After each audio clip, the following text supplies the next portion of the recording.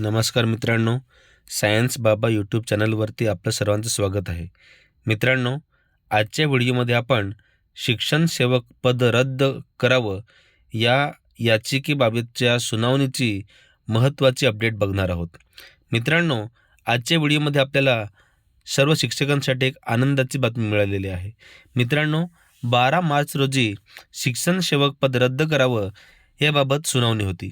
मात्र त्या दिवशी ती सुनावणी लागली नाही. त्यानंतर कोर्टाने शिक्षकांसाठी 29 जून 2026 ही तारीख दिलेली होती. या तारखेला शिक्षण सेवक पद रद्द व्हावं याबाबतची सुनावणी होणार होती. मात्र मित्रांनो, आपल्यासाठी खूप आनंदाची बातमी आहे की या 29 जून 2026 ऐवजी ही सुनावणी आता लवकर होणार आहे. तर मित्रांनो, पवित्र पोर्टल शिक्षक कृती समितीच्या अथक प्रयत्नाने एक यश मिळालेलं आहे. जी राज्य कोर कमिटी या शिक्षण सेवक पद रद्द व्हावं यासाठी लढते, तर त्यांच्यासाठी एक जे प्रयत्न सुरू होते त्यांना एक मोठं यश मिळालेलं आहे. मित्रांनो, आता 29 जून 2026 ऐवजी 2 एप्रिल 2026 रोजी ही सुनावणी होणार आहे. म्हणजे मित्रांनो, खूप लवकर आपल्याला एक गोड बातमी मिळणार आहे.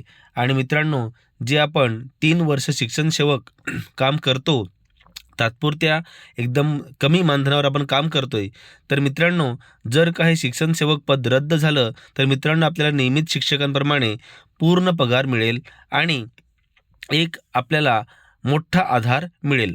तर मित्रांनो, आता आपण आशा करूया की 2 एप्रिल 2026 रोजी ही सुनावणी होईल आणि शिक्षण सेवक पद रद्द होईल.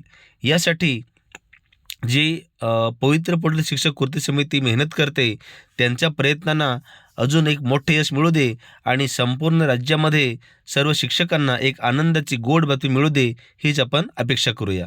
मित्रांनो, व्हिडिओ आवडला असेल तर व्हिडिओला लाईक करा, कमेंट बॉक्समध्ये कमेंट करा आणि मित्रांनो, व्हिडिओ मित्रांना शेअर करायला विसरू नका. धन्यवाद.